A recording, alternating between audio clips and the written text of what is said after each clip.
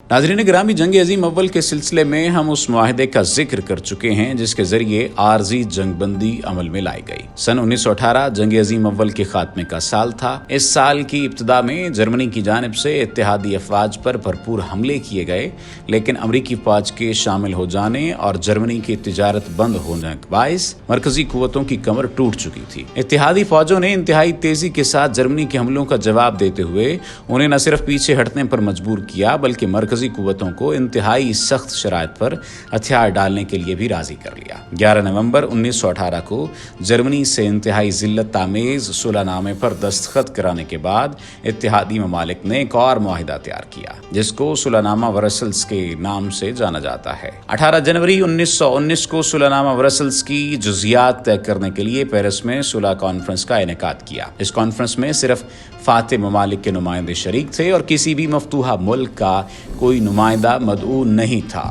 اس معاہدے کا مقصد اتحادی ممالک کے جنگ میں ہونے والے نقصانات کا ازالہ کرنا تھا۔ جنگ کے خاتمے تک اتحادی ممالک کی تعداد اچھی خاصی ہو چکی تھی اور پیرس کانفرنس میں رش بڑھنے کا خدشہ تھا۔ اس لیے طے پایا کہ 5 بڑے اتحادی ممالک برطانیہ، فرانس، امریکہ، اٹلی اور جاپان کی جانب سے 2 نمائندوں پر مشتمل 10 ارکان کی کونسل ترتیب دی جائے جو اپنی سفارشات 4 کی کونسل کو پیش کرے گی۔ یہ 4 کی کونسل امریکی صدر ووڈرو ولسن، برطانوی وزیر اعظم لارڈ جارج، فرانسیسی وزیر اعظم کلیمنچو اور اٹلی کے وزیر اعظم وٹوریو اورلینڈ پر مشتمل تھی۔ پیرس کانفرنس میں ماہرین نے جنگی، تکنیکی، اسلحہ سازی، علاقائی، جغرافیائی، فوجی، سیاسی، معدنی، زرعی، غرض یہ کہ ہر لحاظ سے اپنے ممالک کے نقصانات کا جائزہ لینے کے بعد 4 کی کونسل کے سامنے شرائط پیش کی، جن میں جرمنی کو تمام تر جنگ کا ذمہ دار گردانتے ہوئے ہر طرح کے ہرجانے اور نقصانات کی تلافی پر مجبور کرنے کی سفارش کی گئی تھی۔ پیرس کانفرنس میں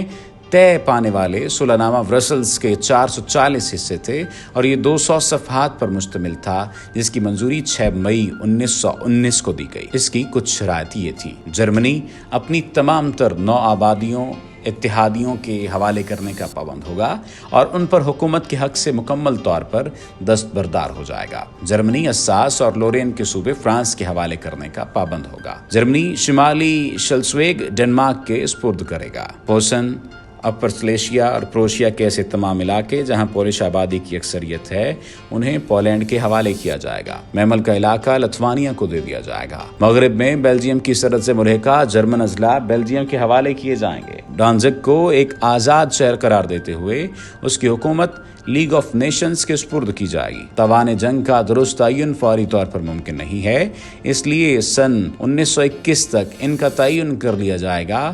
تاہم جرمنی تاوان کی مد میں فوری طور پر 20 ارب طلائی فرینک اتحادیوں کے حوالے کرنے کا پابند ہوگا جو تاوان جنگ کا تعین کرنے کے بعد اس میں سے منہا کر لیے جائیں گے۔ جرمنی اپنے تمام بحری و فضائی جہاز، کانوں سے نکلنے والا سارا کوئلہ اور ریلوے کا تمام تر سامان اتحادیوں کے حوالے کرنے کا پابند ہوگا۔ اس سامان کی رقم کا تخمینہ لگا کر اسے تاوان جنگ کی مجموعی رقم سے منہا کر دیا جائے گا۔ آئندہ جرمنی صرف 1 لاکھ باقاعدہ فوج رکھ سکے گا، جبکہ اس کی بحری فوج کی تعداد 15,000 سے کسی طور پر تجاوز نہیں کرے گی۔ جرمنی جبری فوجی خدمت کے قانون کا خاتمہ کرے گا اور دوبارہ اس قسم کے قانون سازی نہ کرنے کا پابند ہوگا۔ جرمنی اسلحہ اور سامان جنگ بھی صرف 1 لاکھ باقاعدہ فوج اور 15,000 بحری فوج کی ضروریات کے مطابق تیار کرے گا۔ اس سے زائد سامان جنگ کی تیاری کو معاہدے کی خلاف ورزی سمجھا جائے گا اور اتحادی ممالک دوبارہ جنگ کرنے پر مجبور ہوں گے۔ رہائن لینڈ کے مشرق میں 50 کلومیٹر تک تمام تر قلعہ بندیاں